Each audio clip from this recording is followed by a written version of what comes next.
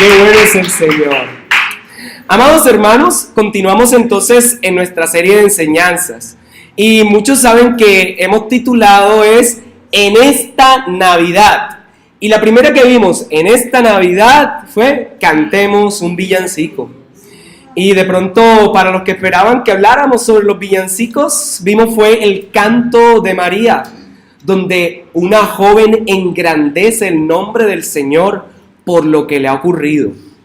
Una joven que es capaz de, en medio de una situación difícil, en un mundo allá del Medio Oriente, donde dominaba fuertemente una cultura que tenía subyugada a las mujeres y que había quedado embarazada, y José, trató de dejarla. Con todo y eso, ella se arriesgó a decir: he aquí la sierva del Señor, hágase conmigo conforme a tu palabra. Eso es una bendición, una joven valiente. Y luego fue respaldada porque José, el esposo, estuvo con ella cuidándola, pendiente. Pero eso es difícil, hicieron contracultura. Y la segunda enseñanza fue en estas Navidades que, ¿quién se acuerda?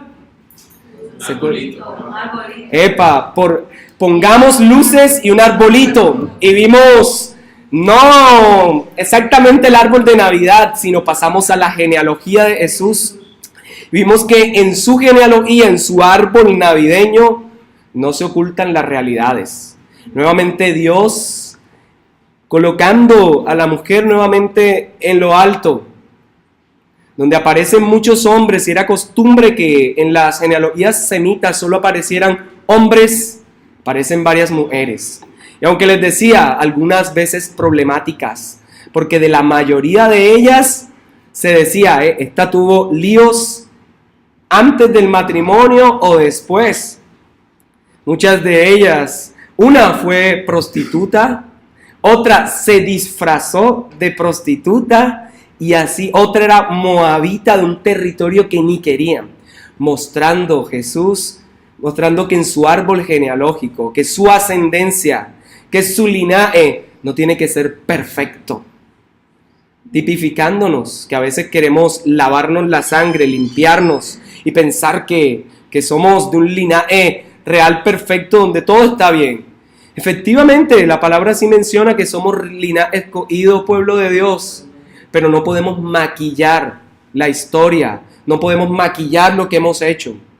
Ese arbolito de Navidad veíamos que habían bolitas navideñas que no lucían, porque decía, esto no pega aquí, estos nombres, y uno quiere decir lo mejor de su familia, pero aquí el autor, hablando de Mateo, no escondió mostrar todos los antepasados de Jesús, incluso los que hicieron lo malo, como David.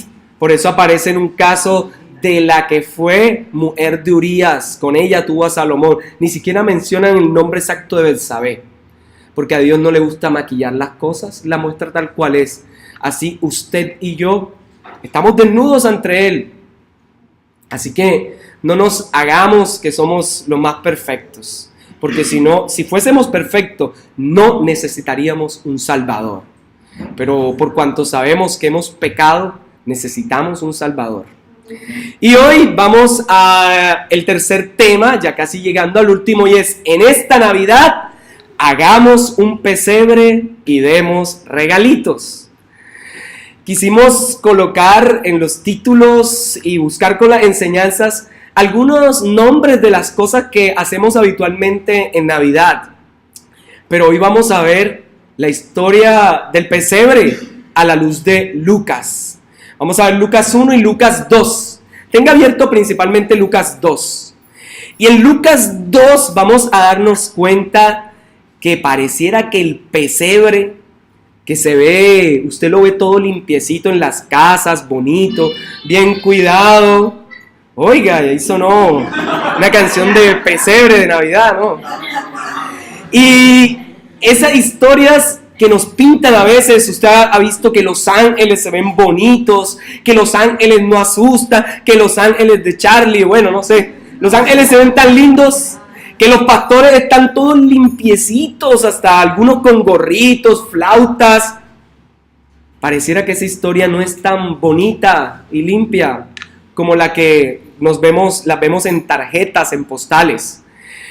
Y esto se lo pregunto a los que ya son más antiguitos, que alcanzaron a ver. ¿Quiénes alcanzaron a recibir tarjetas navideñas? ¿Quiénes se acuerdan de esa tradición? Claro, eso era lo que uno más hacía. Mandaba a todos los vecinos. Veo algunas caras que hacen como que, no, bueno, pero se colocaban las tarjetas en el árbol de todos los vecinos, de los amigos. De hecho, llegaban tarjetas de otros lugares del planeta. Demoraban meses a veces en llegar. Y uno las colocaba, decía, uy, esta me la trajeron de Egipto, esta me la trajeron de Panamá, esta vino de España. Así que créanme que era algo precioso coleccionar tarjetas navideñas. De hecho, lo más probable es que en la casa todavía tengamos algunas, tal vez amarillitas, pero allá tenemos. Entonces, eso era hermoso.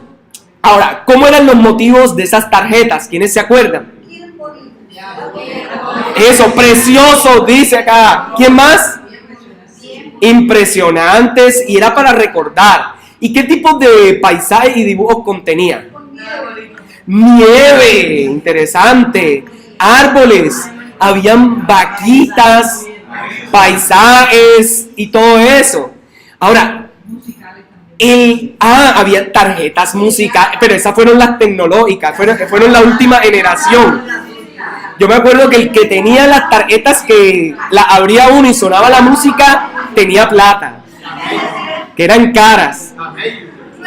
Camellos también, que venían camellos, 3 camellos con 3 personas con coronitas y varias estrellas, ¿cierto? Y una gran estrella de David.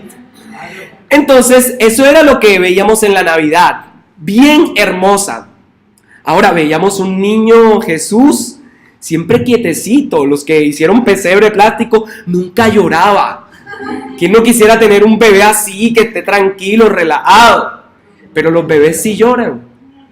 Entonces, nosotros tenemos pintada una Navidad muy hermosa, muy limpia, donde si uno se pone a pensar, si estaba en un pesebre, en un establo donde habían animales, ¿cómo debió ser el olor? ¿Ha puesto a pensar ese olor? Entonces, claro, la Navidad no fue tan pomposa. Uno espera que el hijo del Rey de Reyes, que el hijo del más grande y más poderoso, nazca en una cuna limpia. Que se diga de su ascendencia que todos eran nobles y bellos. Pero ya vimos la vez pasada que no habían tantos nobles y bellos. Eran como usted y como yo, pecadores. Y hoy que colocamos la lupa en el pesebre, que Dios nos oriente y nos muestre por su palabra cuál es el verdadero propósito de la Navidad. ¿Cuál es el propósito de ese pesebre? ¿Cuál es el propósito de los regalitos? Porque damos regalos. Lucas capítulo 2, y vamos a leer todo el capítulo. Hoy amerita leerlo. Aconteció en aquellos días que se promulgó un edicto de parte de Augusto César, que todo el mundo fuese censado. Este primer censo se hizo siendo Cirenio gobernador de Siria. E iban todos para ser empadronados, cada uno a su ciudad. Y José subió de Galilea, de la ciudad de Nazaret, a Judea, a la ciudad de David, que se llamaba Belén, por cuanto era de la casa y familia de David, para ser empadronado con María su mujer, desposada con él, la cual estaba encinta. Y aconteció que estando ellos allí, se cumplieron los días de su alumbramiento, y dio a luz a su hijo primogénito, y lo envolvió en pañales, y lo acostó en un pesebre, en un establo, porque no había lugar para ellos en el mesón, versión actual, un hotel. Había pastores en la misma región que velaban y guardaban las vigilias de la noche sobre su rebaño. Y he aquí se les presentó un ángel del Señor, y la gloria del Señor los rodeó de resplandor, y tuvieron gran temor.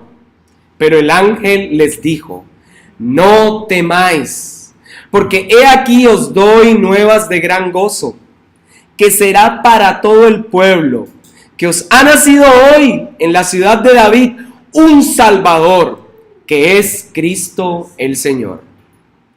Esto servirá de señal: hallaréis al niño envuelto en pañales, acostado en un pesebre. Miren esa señal. Y repentinamente apareció con el ángel una multitud de las huestes celestiales que alababan a Dios y decían: gloria a Dios en las alturas y paz en la tierra, buena voluntad con los hombres. Sucedió que cuando los ángeles se fueron de ellos al cielo, los pastores se dijeron unos a otros: pasemos pues hasta Belén y veamos esto que ha sucedido y que el Señor nos ha manifestado. Vinieron pues apresuradamente y hallaron a María y a José y al niño en el pesebre acostado. Y al verlo, dieron a conocer lo que se les había dicho acerca del niño. Pero María guardaba todas estas cosas, meditándolas en su corazón. Y volvieron los pastores glorificando y alabando a Dios por todas las cosas que habían oído y visto, como se las habían dicho. Padre, gracias por tu palabra. Gracias, Señor, por la belleza de este relato. En el nombre de Jesús, háblanos a través de ello. Amén. Según la tradición, como anécdota curiosa, el pesebre, la representación como tal, se la debemos a Francisco de Asís. Eso es lo que dicen la mayoría de los historiadores. Y él estaba muy enfermo. Estaba, pues, a pocos meses, y que realmente fueron años de morir, casi 3, y él quiso hacer una representación para el pueblo del nacimiento del Señor, porque estaba cerca de esa fecha.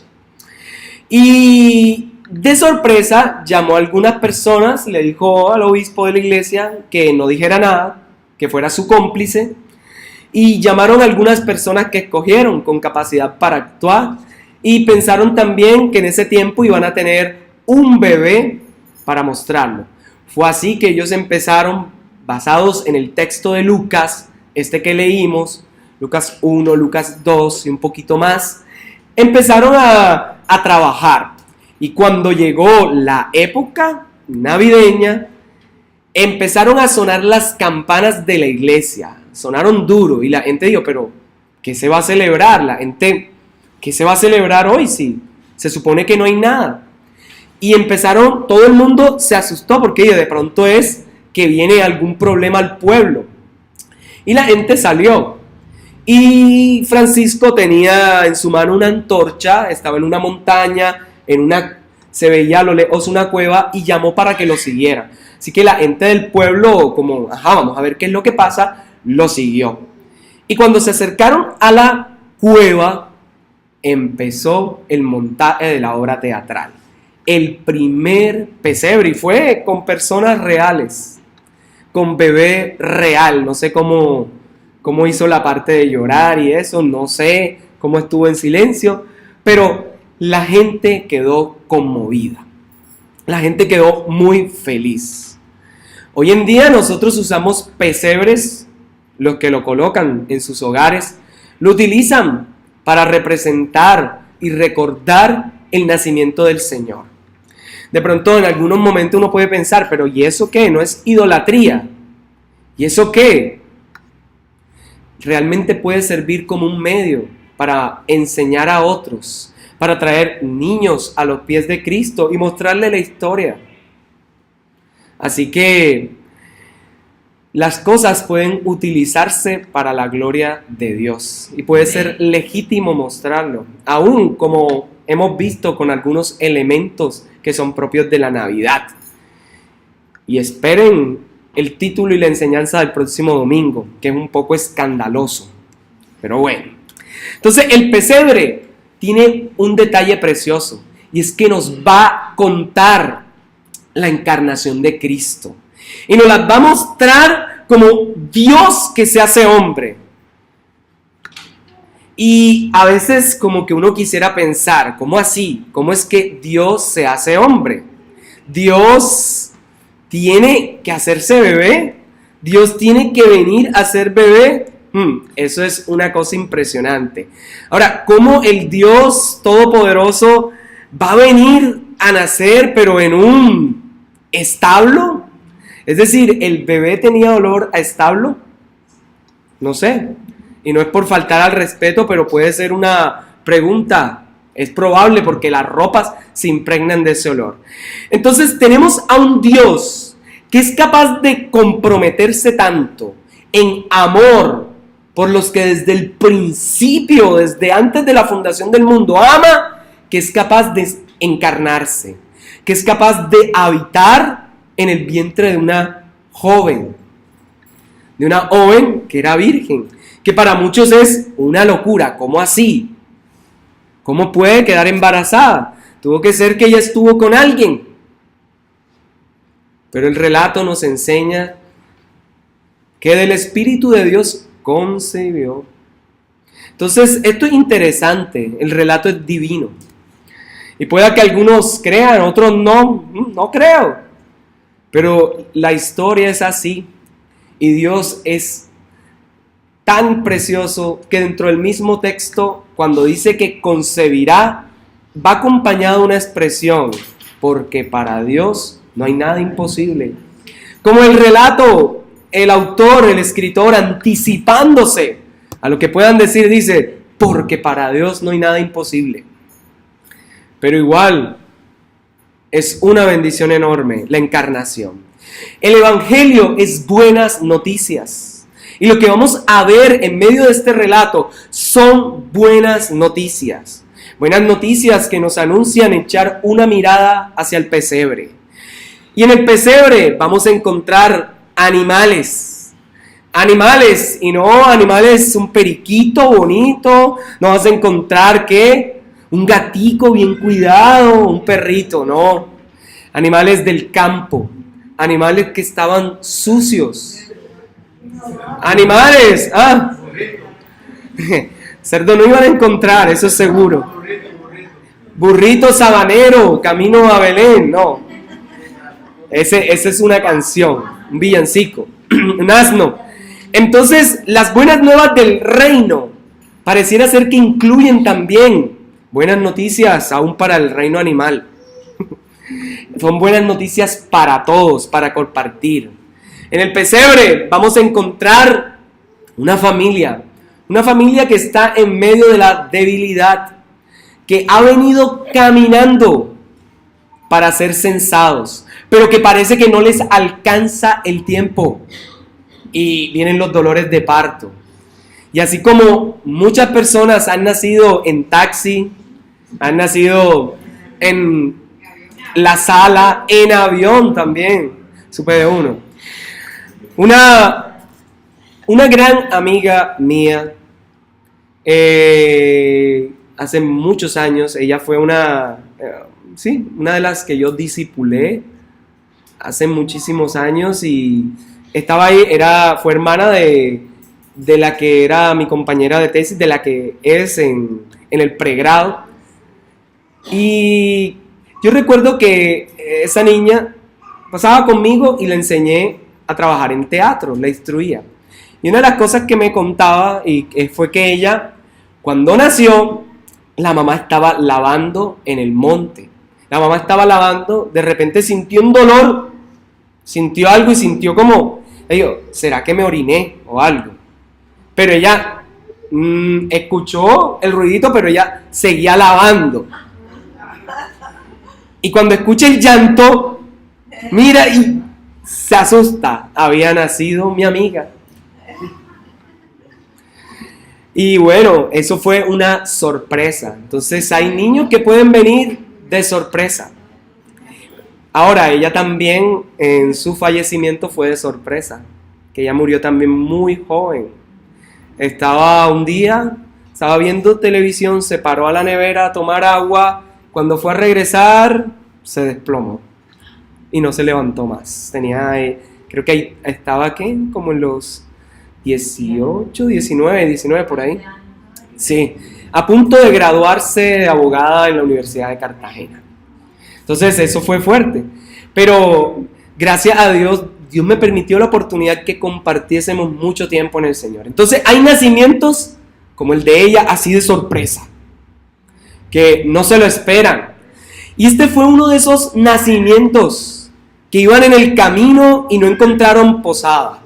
Pero en el pesebre también, más adelante, vamos a encontrar lo que les llaman los Reyes Magos o los sabios de Oriente o como les quiera llamar. Gente que era pagana para la mentalidad de los judíos, paganos e inconcebible que ellos vinieran a adorar. Y nos muestra ese relato que la salvación es tan grande e incluyente que hasta esos paganos que ni siquiera debían estar, estuvieron en el momento del nacimiento. Y que los religiosos, que los sabios de su tiempo, los entendidos en las escrituras, ni por ahí aparecieron. Tenemos a pastores en el relato. Pastores no que predican la palabra y eso, no, pastores de ovejas. Esos pastores de ovejas que tienen lanita, no de la lana de México, no. Pastores que tienen animales y que de seguro no sé cada cuánto se bañaban, pero que ellos al oír el anuncio del ángel temen y se acercan. Entonces el relato, y todo esto es una pequeña larga introducción, siempre salgo con esas introducciones, pero bueno. Entonces ese es como el panorama, el contexto que aparece. Y yo les decía al principio, si recordábamos esas tarjetas de Navidad, hoy podemos ver pinturas que representan el nacimiento de Jesús. Y casi todas esas pinturas son hermosas, son paisajes donde los ángeles, dan ganas de mirarlo. Esos ángeles no espantan. Pero en Lucas, desde el capítulo 1 y en otros textos en Mateo, los ángeles dan miedo. A Zacarías se le aparece un ángel. ¿Y qué sucede con él? Se asusta, tiene miedo. Se me apareció un ángel. A María se le aparece otro ángel y también al principio con temor. Con temor dice, epa, ¿qué es esto? ¿Qué está pasando aquí? Los pastores se le aparece un ángel y también tienen miedo. Entonces la Navidad pareciera que no es muchas veces como nos la pintan. Y que se nos aparezca un ángel, parece que no siempre es algo tan precioso. Nos imaginamos un ser tan bello, pero por algo esta gente temía. Ahora, en todos estos relatos, los encuentros con esos ángeles pasan del temor a la dicha.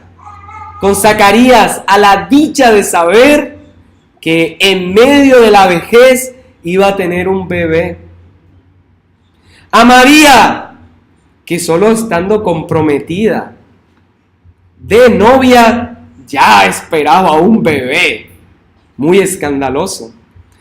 Y los pastores, de el susto del ángel, a ver multitud de huestes celestiales, pero cantando. Hoy tuvimos a nuestros ángeles cantando. Pero imagínense una multitud con los instrumentos que usted menos piense. Siempre lo pensamos con una arpa y todo eso, ¿no?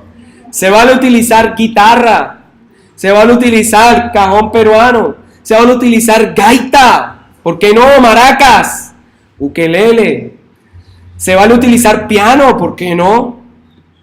Se vale utilizar hasta la gaita escocesa, eso debería ser espectacular. Así que, hermanos, yo me imagino, no sé si habían violines celestiales, chelos, contrabajos, eso debió ser espectacular. Pero sea lo que hubiese, los ángeles cantaron. María cantó y Zacarías también cantó, para los que puedan revisar los textos anteriores. Es decir, la Navidad está llena de alabanzas a Dios. Y todo eso va a dar el marco para el pesebre.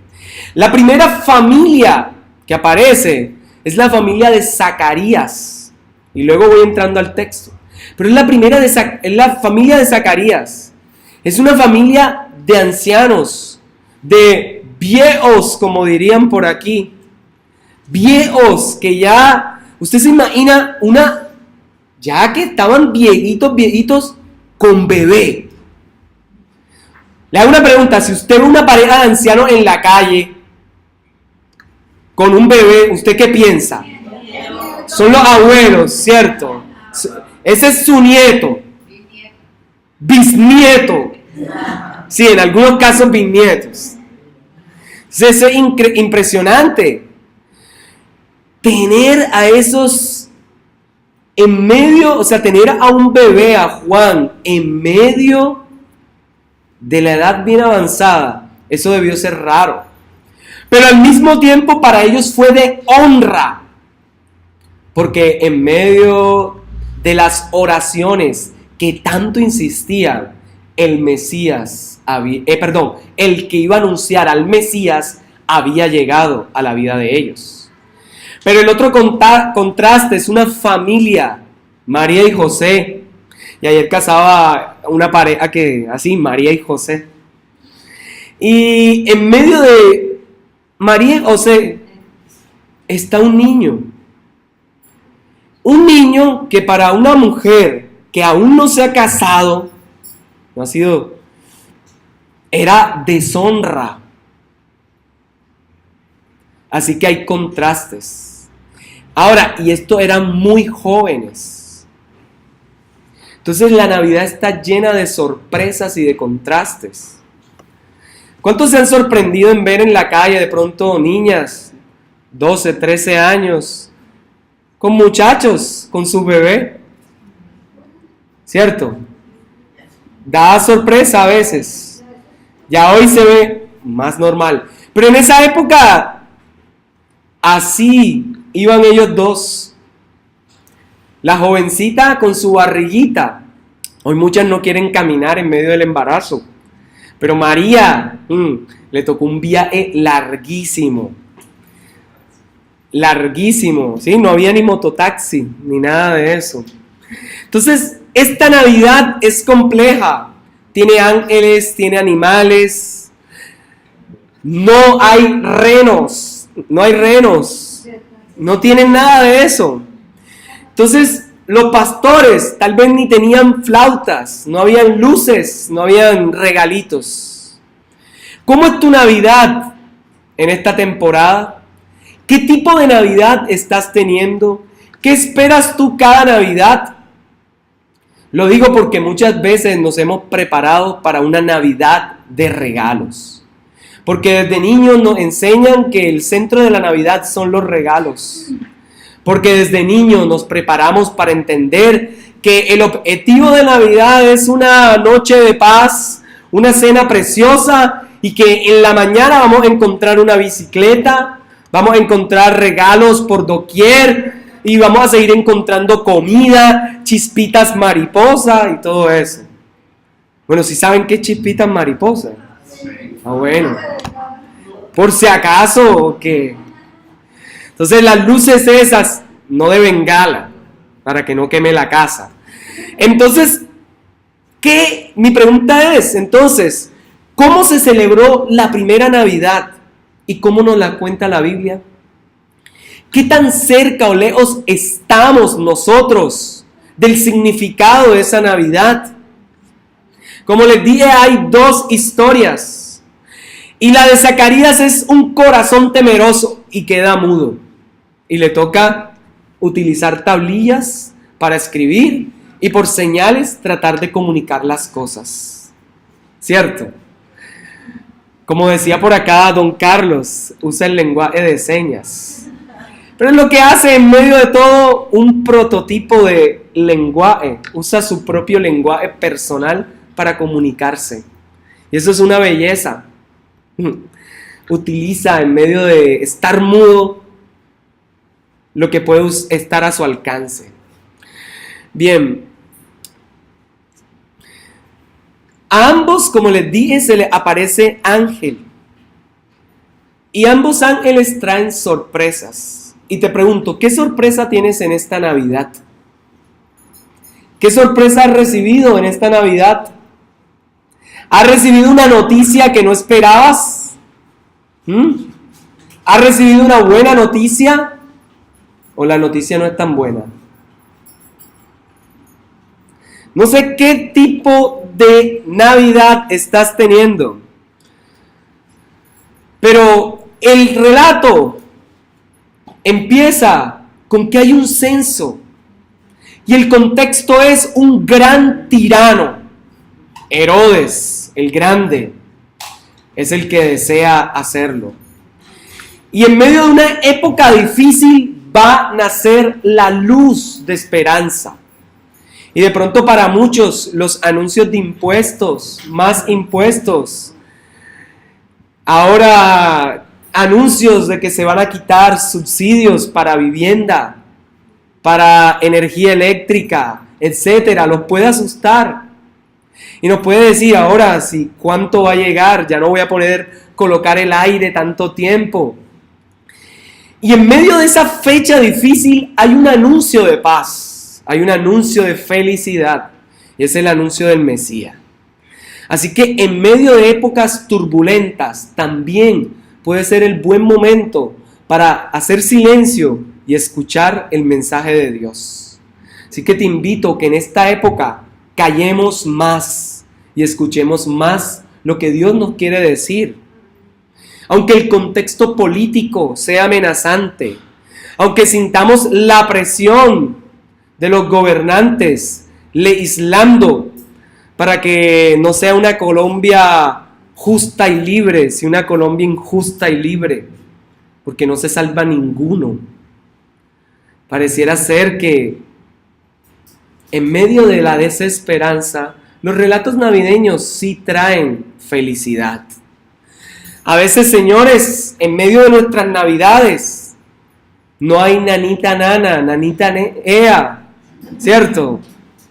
Y aunque haya sueños, uno dice, pero aquí no hay un bendito sea. Entonces esto es interesante.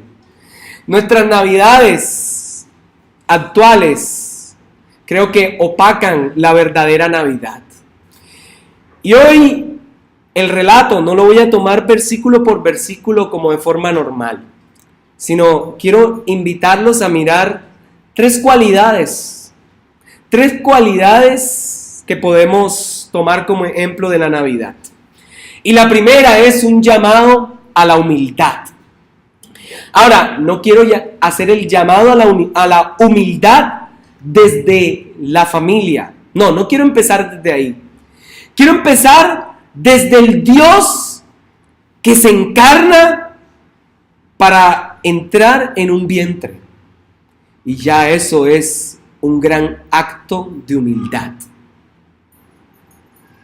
Porque es el Dios que se atreve a ser de creador a criatura. Esto ya es otro nivel. Que el creador del universo pase a ser creado, criatura.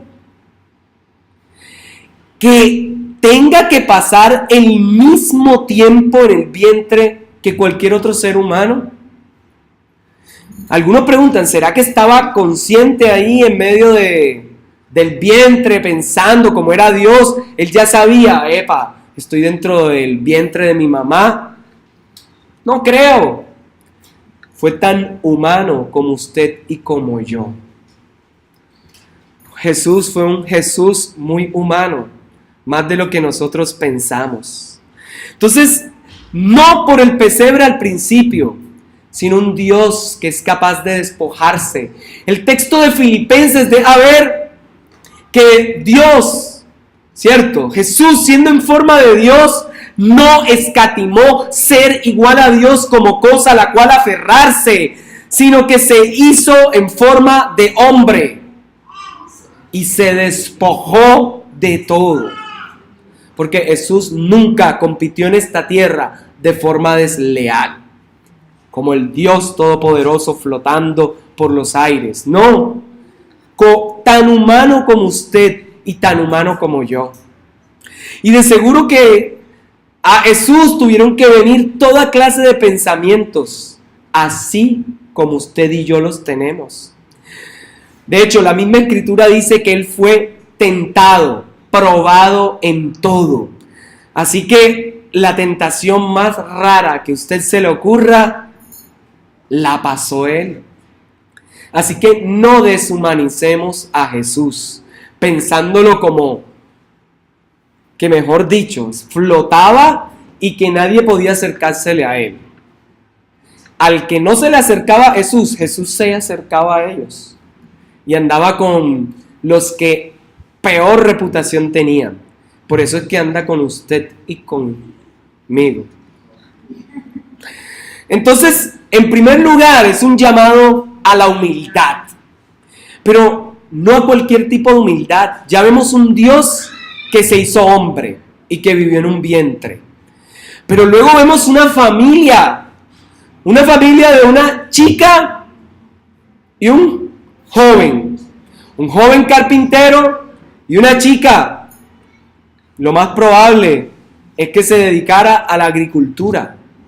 Entonces tenemos una chica común y corriente, de la cual no se esperaba mucho. Quizás, como les dije alguna vez, lo más que esperaba de ella era casarse con un buen hombre y ya, porque esa era la esperanza normal de aquella época. Entonces Jesús nació en esa familia. Y me llama la atención que no escogió el vientre de la más poderosa, no escogió la cuna perfecta. Y lo que es aún más fuerte en el relato es que les toca ir caminando y en medio de todo no les da tiempo de obtener posada. Y a veces nosotros nos quejamos porque pareciera que no nos alcanza el dinero para algunas cosas o no nos alcanza el tiempo. Pero a ellos les pasó, como muchos que vienen a Cartagena en esta época, los hoteles están full. Y cuando llegan, ¿dónde nos hospedamos? ¿Dónde nos vamos a quedar? Porque hay mucha gente que viene así y le toca correr y le toca quedarse en cualquier lugar. Entonces, la historia del pesebre es fuerte porque nos muestra la humildad. Y yo te pregunto, ¿cómo estás con la humildad? ¿Cómo estás con la humildad en esta Navidad?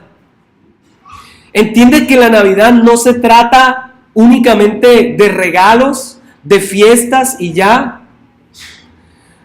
Yo creo que el sentido que nos quiere mostrar el texto bíblico es que Dios se hizo carne en humildad, que la familia en humildad aceptó tener al bebé y estar con él. Navidad con humildad es ver al Creador hecho criatura. Es ver que los pastores se acercaron, que eran los de un oficio, que estaba entre los últimos en la lista, para que usted sepa.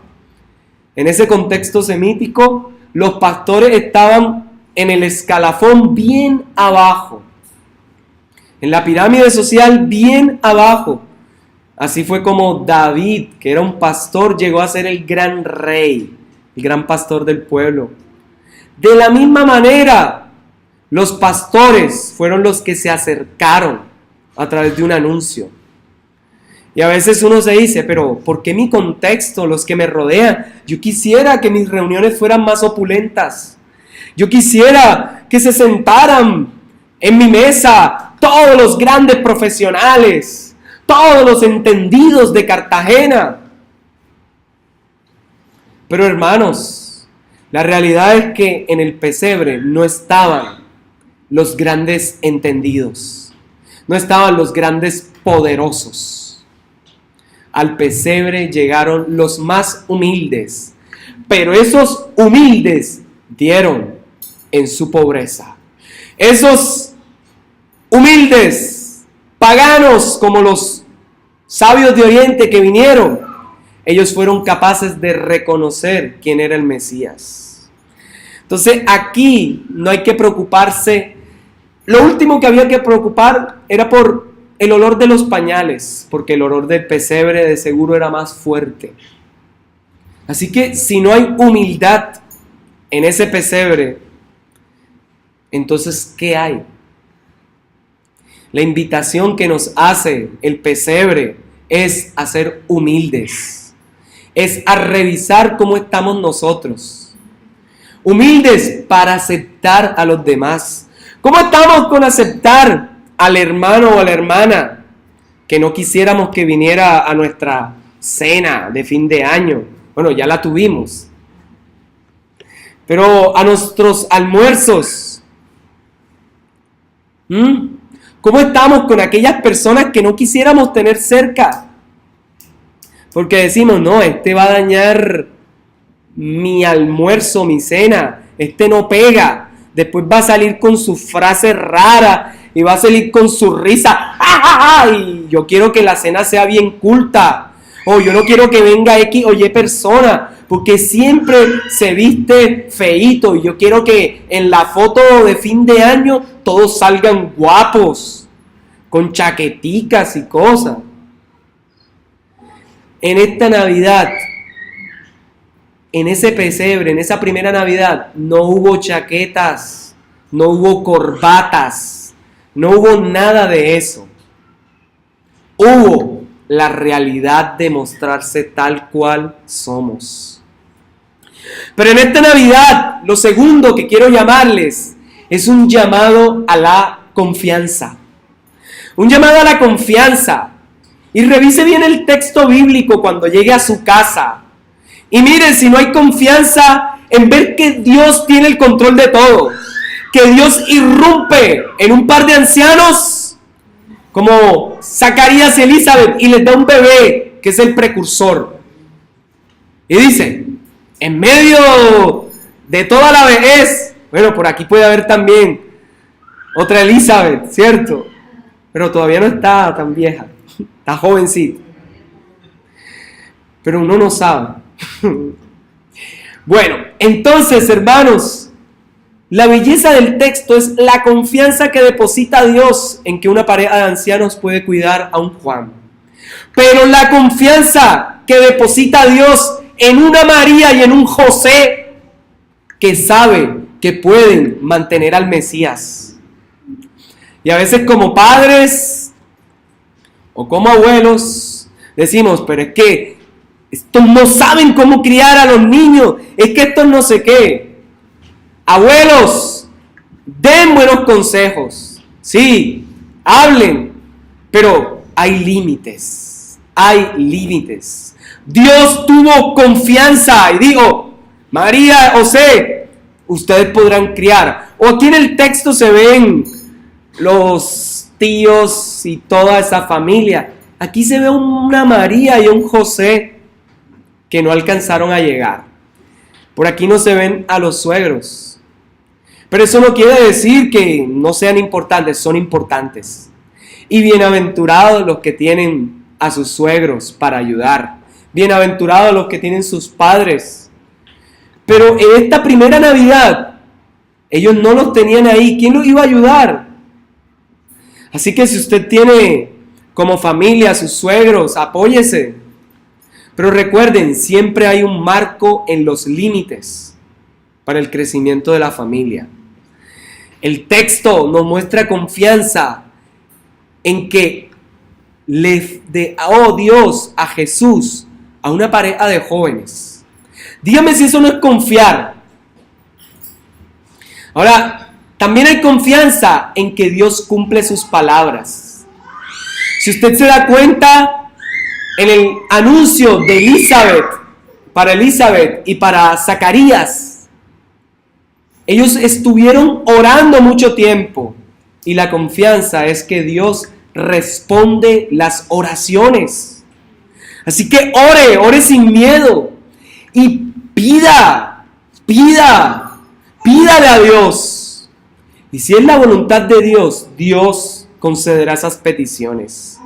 Pero la confianza también está en que Dios da respuesta según su sabiduría. Dios da respuesta según lo que Él sabe que es lo mejor para nosotros. Dios da respuesta en medio de la burla, porque hay muchos se burlaron. Así que ninguna oración queda sin ser escuchada por Dios. Dios nos invita en esta Navidad a confiar en Él, confiar en sus promesas, confiar en que Él tiene el control. Pero en esta Navidad hay un tercer componente en el pesebre y es adoración. Si hay algo que marca la Navidad es la adoración. María canta, Zacarías canta, pero en el texto de hoy los ángeles cantan. ¿Por qué no cantar hoy? ¿Por qué no cantar de alegría? Pero como les dije, quizás alguno tenga cantos de tristeza. Porque también en esta época, puede que sea la época en que uno recuerde un familiar que partió, un ser querido que se fue. Pero la invitación es entender que en medio de todo el dolor o de la alegría, el centro de la Navidad es el Mesías. El Mesías que irrumpe las historias. El Mesías que viene desde el cielo a la tierra para anidar en nuestros corazones. Que en medio del lugar donde se promulguen edictos, donde haya panoramas desoladores, va a crecer la semilla de la salvación. Hoy la semilla de la salvación no crece en vientres como el de María, crece en corazones como el tuyo, como el mío. Y la salvación está dispuesta a crecer. Hoy te anuncio la semilla, y es que Dios vino al mundo para salvarlo. Si hoy tú dices, necesito o quiero saber quién es Jesús, invítale a que anide a tu corazón. Invítale, Jesús, ven a mi corazón, oh Cristo, porque en Él hay lugar para ti. Yo te invito a que dejes que Él haga nido en tu vida. Ahora, si no sabes si probar o no a Jesús, simplemente repósate, espera y deja que Él actúe, deja que Él hable. ¿Qué podemos aprender? Las tres cosas que les dije. Humildad. Humildad para entender los propósitos de Dios. Que a veces Dios puede irrumpir en medio de nuestra vejez. O a veces puede irrumpir cuando estamos muy jóvenes. Si Dios ha venido a irrumpir tu cotidianidad en medio de la juventud, deja que Él tome tu corazón. Si le has conocido ahora, que te sientes ya mucho mayor de edad, deja que Él tome tu corazón. Segundo, confianza. Confianza para permanecer en Él, para creer sus palabras, para estar seguro de lo que Él ha prometido. El texto de hoy nos menciona que habían pastores en esa región que velaban y guardaban las vigilias de la noche sobre su rebaño, esperaban que amaneciera. Y esos pastores habían escuchado y de seguro recitaban cada cierto tiempo las historias que un día vendría el Mesías. Y la confianza para ellos fue saber que el anuncio de los ángeles y que el gran canto de los ángeles era para el cumplimiento de lo que ellos tanto confiaban que vendría. Así que te invito a confiar en Dios, que Él no se tarda, Él llega en el tiempo apropiado. Por eso fue que les digo, un niño nos ha nacido hoy en la ciudad de David. Y miren las palabras que usa el versículo 11 del capítulo 2. Un Salvador que es el Cristo, el Señor. Cristo es el Salvador. ¿El Salvador de qué? De los pecados que nos separaban de Dios. Porque a veces pensamos que somos perfectamente buenos y no tenemos nada de qué arrepentirnos. Si tú crees eso, te pregunto, ¿alguna vez en tu vida has mentido? Alce la mano aquí el que nunca ha mentido. Nadie, no hay ninguno que no haya mentido. ¿Quién aquí nunca ha tenido un mal pensamiento? Que alce la mano. Nada. Bien. ¿Cierto? Entonces, amados hermanos, puede que alguien tenga un problema de memoria y ahí sí puede alzar la mano. Pero la palabra enseña, por cuanto todos pecaron, han sido destituidos de la gloria de Dios. Y hoy te invito a que confíes en el Señor. Te invito a que confíes en sus planes y que puedas reposar en ti. Y por último, a que adoremos. Te invito a que adoremos. Y para adorar, te invito a que pasemos al frente. Te invito a que las hermanas pasemos al frente para cantar nuevamente los himnos, porque se vale seguir cantando, se vale seguir adorando al Señor.